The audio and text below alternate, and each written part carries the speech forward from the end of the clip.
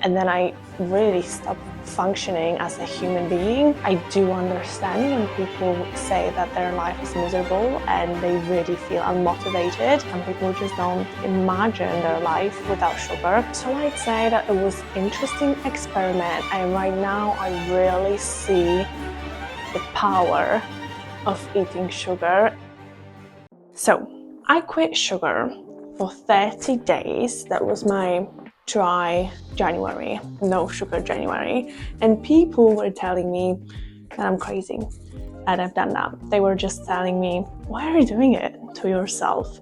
But honestly, I had no idea how this will change my life, how sugar affected my life. So today I'm sharing with you my insights about how eating sugar and how quitting sugar affected my perspective, but also my body functioning. And we'll just chat. What is sugar, how it really affects people, and how it affected me during this January and afterwards. So stay until the end, because I didn't expect that this is how sugar is going to affect me. Okay, so for anyone new here, I'm Justina. I'm an occupational psychologist and personal coach, and I am extremely interested in the research and in science, in psychology of mind and optimization of my mental health, your mental health, and our physical health as well. And I am such a fan of waking up with intention and also setting up goals, not only for your whole year, but also for a month. And that was actually my intention for 2024,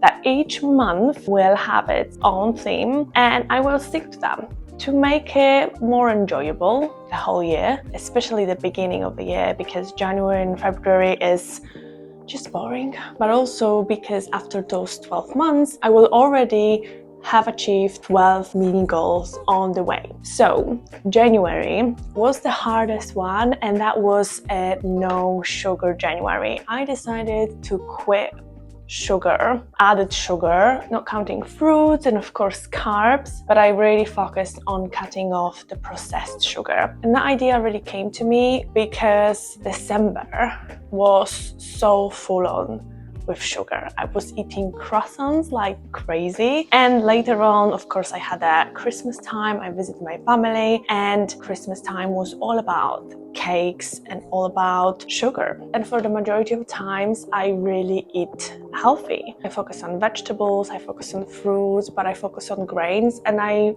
don't like myself when I'm just eating simple carbs, because I know this is not good for me. So after that indulgence in December, I really set myself for a best start. I thought it's going to be the best start for me, and just cut all the sugar from the very beginning of January. And I took notes throughout this January to really show you the progress. But whatever happened afterwards, this is something I really didn't expect, and it extremely shocked me. That's why I want to share with you my insight and my story and my realization after that challenge. Okay, so I think we have to start with what is actually sugar and how it affects your body and your mind. As we all know, sugar is a type of carb that our body uses as the main source of energy, and it's actually the simplest source of energy that our body can use, so we love it. So we love it because it is a quick source of energy. So whenever you're feeling like a little bit down, or you just want a little bit of an energy boost, you just go for something sugary.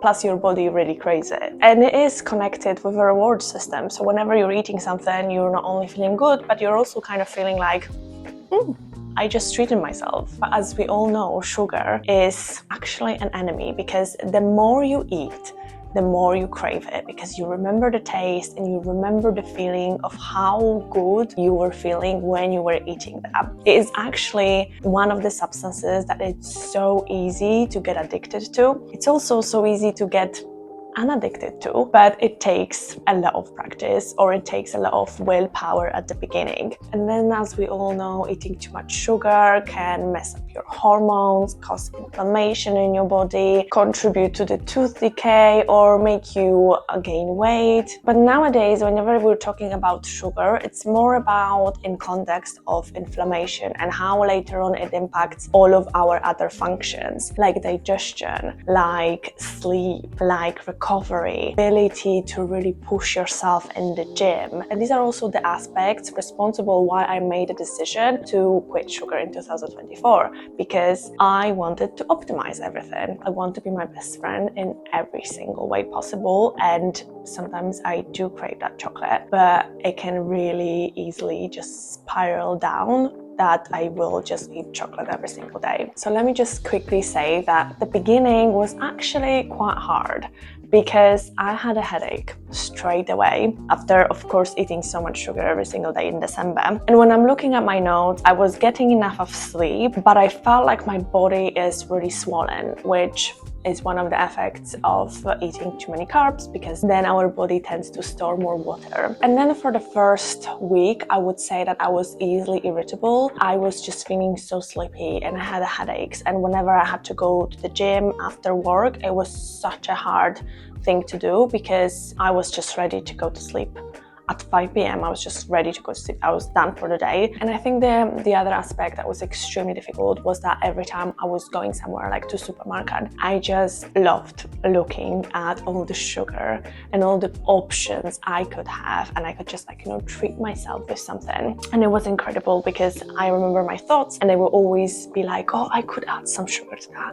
Oh, I could just, that little chocolate, I would just add that little oomph to whatever I was eating. So all the times those thoughts were there. And then I think I really hit the bottom of sugar cravings. So after a week, I thought that, it's going to be much better, because my headaches were actually gone, but then my period was actually coming up. As we girls all know, before period, you just want to eat everything, probably everything what is in my fridge and in my cupboards, and all the sugar that I could see. And it was extremely, extremely hard. So whatever I did, because I couldn't really survive without sugar, I ate bananas covered in dark chocolate with a little bit of salt and nuts, and it did the job, to be honest. I wouldn't say that I've stopped craving sugar, because it was a totally different type of sugar, and I was just forcing myself to eat a healthier version, even though I really was fighting against it. But it really helped me to survive those times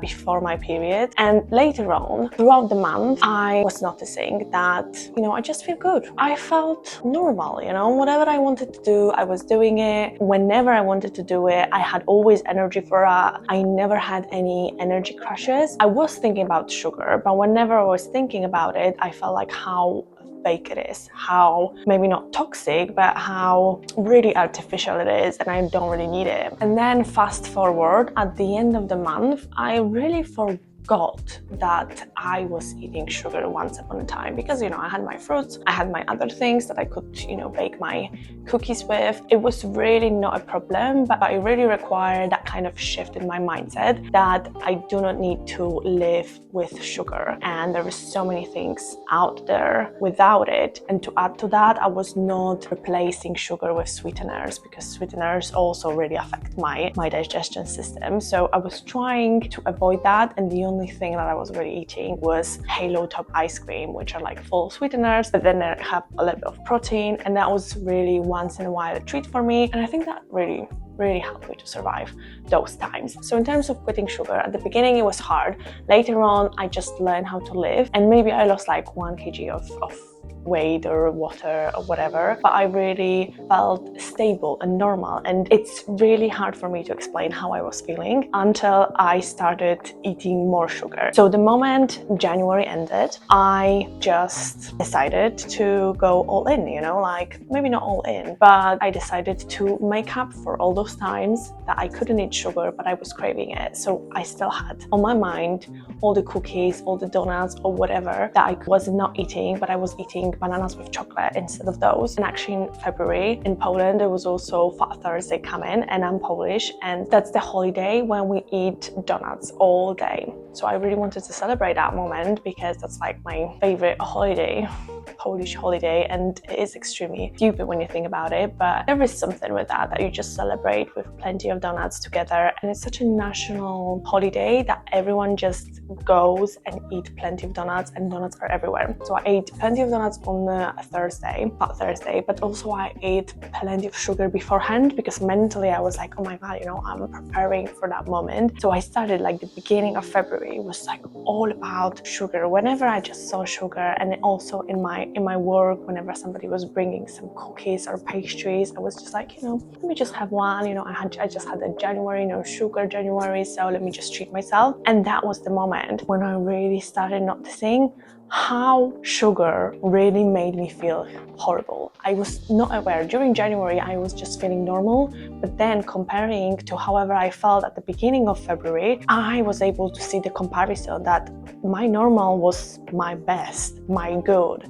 And this beginning of February was horrible. It was just horrible. I was sleeping and I was still tired. I was waking up and I just didn't want to do anything. Everything was so hard for me mentally to do, like all my plans, all my goals, meeting with people, doing my basic things. I was just like, oh, maybe I'll do it tomorrow. Can't be bothered. It's really such a big deal. I was just so ready to go to sleep the moment I was waking up. My workouts were basically unbearable. I couldn't even breathe or push myself because I didn't have a good fuel to really push myself with. First of all, everything was harder. I felt like I'm in some kind of like a different reality. I really was ready to just give up on all my daily activities and just live in a hibernation. And maybe that's like an extreme thing because usually I don't eat that much sugar, but it really allowed me to notice how normally I function and I don't have problem with doing anything, you know, like whatever I set myself up to, at least I try, I just do it. I'm a born doer. I have a can-do attitude, so I will just do it. But during that sugar moment, I was just like, let's just I don't know, postpone it for tomorrow. Let's just not do it. I can't be bothered. Like, I was so lazy. I was procrastinating all the time. I was just finding some kind of excuses or postponing it for the next day, hoping that I will feel much better. My productivity went drastically down. My recovery because of the whoop was all the time like 50, even though I was sleeping a lot, but I was just eating too much sugar and nothing really else to like vegetables to really recover. So that made me really realize that whatever I'm fueling my body with has such a dramatic impact of however I feel, how I see the world. Because right now I'm in London and it is gloomy all the time, it's raining all the time, it is like depressing season. But when I was just eating vegetables and grains and all the healthy stuff, that didn't stop me at all. But when I started eating just sugar, that was definitely something what was adding up to my feeling of horrible, miserable life. And that was also an excuse for me not to do things that I would be normally doing because that was really affecting me. So that was like a great realization that, okay, January was nothing special because I think my eating habits were not that bad in December and in previous months anyway. But comparing to how I just let myself loose in February, at the beginning of February, was just horrible. Like, it was definitely like the unhealthiest thing I've ever done. Not maybe I've ever done, but like I went basically all in and I really realized how sugar affects me. And then, you know, of course, the more I eat, the more I want, then I feel even worse, then I do even less. And then I really stop functioning as a human being. And then, of course, on top of that, you know, there's like a weight gain, so I don't really feel comfortable with my body. My face is more inflamed because of the hormonal changes or acne, or my face is just more grayish because it doesn't have the nutrients that it needs. So it was crazy to see that during January, maybe nothing really happened because it was the best I could be, or definitely on the like a nice road to healthy, sustainable eating. But at the same time, the beginning of February allowed me to really see how much that sugar cut was able to improve my life and was really helping me, and that was the best thing that I could actually do for myself. So I'm not saying that I do recommend it to people. I would say that I do recommend cutting off sugar a little bit or eat it more mindfully, maybe from fruits or maybe after a meal, not really all in just sugar, because that's horrible. Whatever I'm trying to say is that I do understand when people say that their life is miserable and they really feel unmotivated, and then I look at their diets and I look that they're not really exercising or they're not really doing the things for themselves, and it all adds up. Your diet is not helping you, your lack of exercise is not helping you, nothing is really helping you to see the light at the end of the tunnel. So if you feel like your life is horrible or miserable, or you have no energy to do anything and everything is depressing and everything is just demotivating and you are demotivated, there is a high chance that you're feeling like that because of all the sugar in your body, because of all the chaos and all the inflammation caused by sugar. So I highly recommend cut off sugar for some time, maybe with baby steps, because some people just don't imagine their life without sugar, but really noticing that whatever you're fueling your body with has such an impact on not only your physical health, not only about weight gain or weight loss, it's not only about your fat, it's also about how your mind works and how much energy you have for the things that you want to do. So if you have goals, if you believe that you were born to do great things, but you still not do them, and you just keep on procrastinating and then time just flies, then I would recommend looking at your diet, as this is usually the easiest thing that you can do, but also the most impactful thing that you can do for your health and for your mental health and for changing perspective, shifting a little bit mindset and noticing other things. So I'd say that it was an interesting experiment, and right now I really see the power of eating sugar. And right now I have a detox, I'll focus on my fruits, I'll focus on healthier alternatives. But yeah, it was interesting to see how my body was affected by whatever I was eating and how it really influenced all the aspects of my life and the strength to be alive. So who would have thought that sugar is really that bad? I've learned my lessons that sugar is actually even worse than I thought. Yeah, everything in moderation if you can't really cut it off entirely. So I'll stick to my black coffee instead of my sugared matcha. Thank you for watching. I'm really curious about your impressions about eating sugar or cutting it off. So please leave a comment down below and let me know if you are willing to try a little bit of a sugar detox. I'll see you in the next video.